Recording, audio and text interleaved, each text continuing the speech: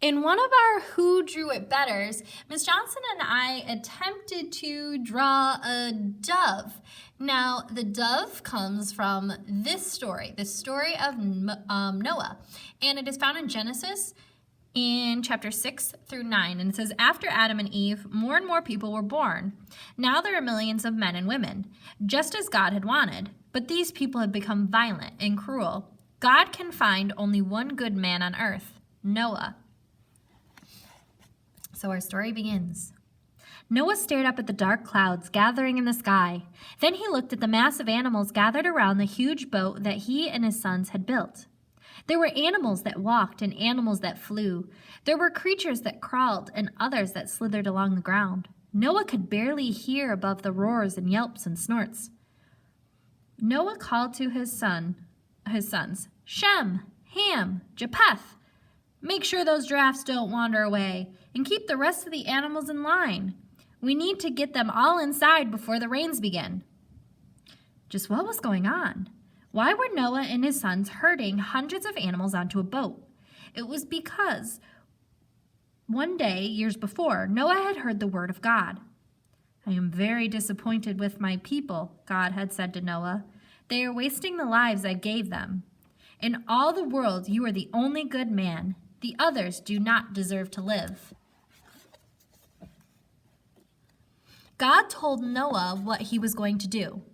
I'm going to send a great flood that will destroy the earth. Only you and your family will survive. God had told Noah to build a floating houseboat, an ark. Make it 450 feet long, 75 feet wide, and 45 feet high. Seal it with tar inside and out so it will be waterproof. Make sure it has 3 decks, bottom, middle, and upper. Put a door on the side.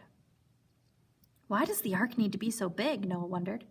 God told him, you will take with you on the ark a pair of every kind of animal, male and female, wild and tame, including birds, mammals, reptiles, and amphibians.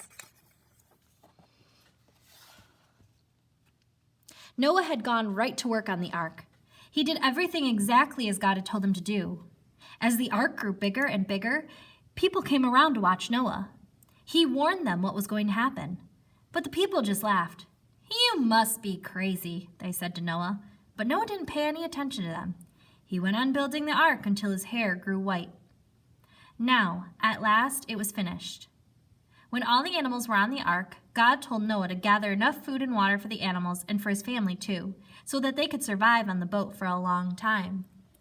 Finally, it was time for Noah, his wife, his sons, and their wives to get on the ark. Then God shut the door. The rains began. Water came from everywhere. Not only did it fall from the sky, it also gushed out of springs and wells from underground. Rivers, streams, and lakes overflowed their banks, and the rain fell harder and harder. The people on earth were terrified, but there was no escape. For 40 days and 40 nights the rain fell. The water on earth got deeper and deeper, higher and higher. The water was so deep that it covered even the highest mountains, standing more than 25 feet above the highest peak. Only the boat with Noah, his family, and the pairs of living creatures continued to float safely on all the water. All other living things, people, and animals alike, were drowned. The water covered the entire earth for 150 days. But God had not forgotten about Noah and the animals. The terrible rains ended, and God sent a strong wind to blow across the water. He closed the places where the water had been gushing from under the ground. Slowly, the floodwaters began to recede.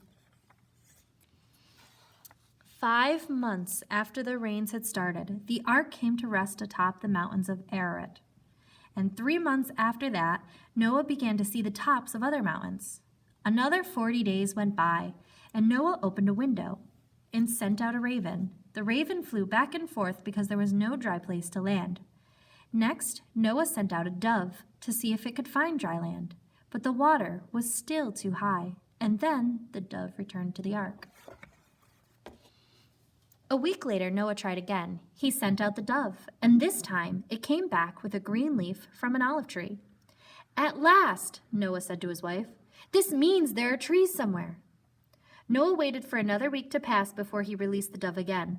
This time, it did not come back. "That means it found dry land," said Noah. Another 2 months went by, and at last the earth was completely dry. God told Noah, "Now you and your family can leave the ark. Release the animals too, so that all of you can bring life back to the earth." Noah and his family were grateful to God for protecting them during the flood. Noah immediately built an altar to worship God, and God was very pleased. God was so pleased that he decided he would never again destroy the earth, even though he knew people would still do evil things. As long as the earth remains, there will be springtime and harvest, cold and heat, winter and summer, day and night, God had said. And God sent a reminder of his promise to Noah and to all the women, men, and children who would live in the later times, that he would never again send a flood to destroy the earth. God put his rainbow in the sky, and God blessed Noah and his family. So I want you to think about it. People laughed at Noah when he was working on the ark, but that didn't stop him. What does that tell you about him? What does that mean about his personality or his faith in God?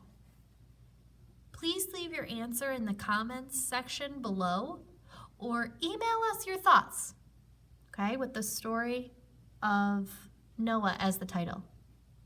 So what do you think? What does the story tell us about Noah?